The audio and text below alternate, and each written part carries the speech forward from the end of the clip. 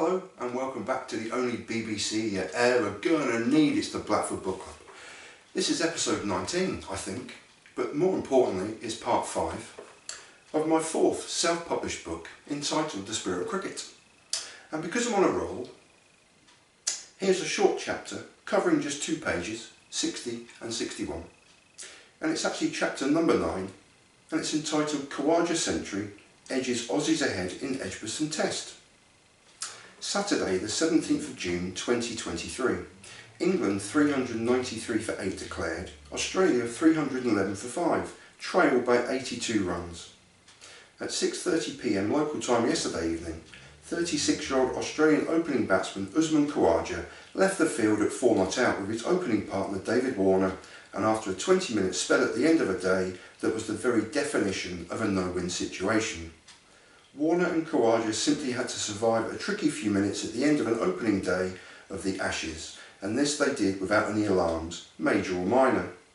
Exactly 24 hours later, and after 6.5 hours of playing time on a batsman-friendly wicket, Usman Khawaja left the Edgbaston field once more, this time in the company of his wicket-keeping batsman Alex Carey, but he was once more undefeated, not out, and with a colossal 126 runs against his name on the scoreboard, and his team now just 82 runs adrift of England on first innings.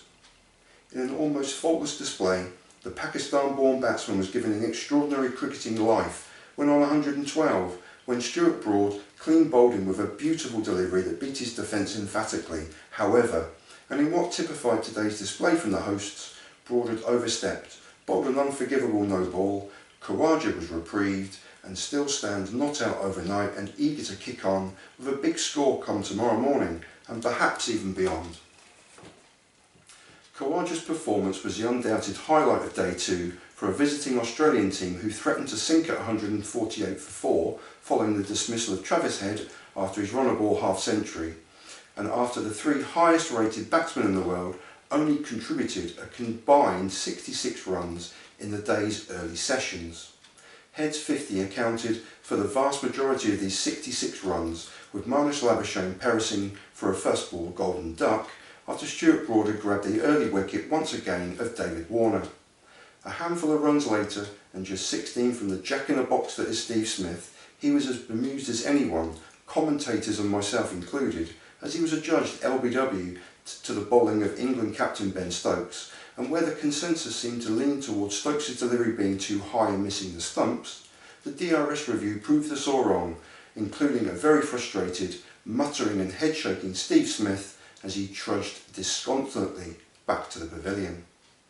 At 67 for 3 following Smith's dismissal, England were draining away any possible scoring shots for an Australian team who were treading water and just looking to stay in the contest. From the afternoon session onwards, the visitors dominated through continual 50-run partnerships as first Travis Head, then Cameron Green and ultimately Alex Carey all accompanied the dogged determination of Khawaja to close the runs gap on first innings, and although they still trailed by 82 runs overnight, I had them in the box seat and with a slight advantage going into day 3 with Khawaja sitting pretty on 126 and Carey equally pretty and also not out on 52. Australia may be 82 runs behind on first innings, but they have 2 established batsmen on in impressive overnight totals and still 5 first innings wickets still to fall. At stumps on day 2, it's advantage Australia, and that is episode 19 and part 5 from my self-published book, The Spirit of Cricket. I'm really proud of, and without any further waffle, I do sincerely thank you for watching and for possibly listening to an old man in a strange pair of glasses sitting in the corner of his room who leaves you with peace and in solidarity. And thank you so much for watching.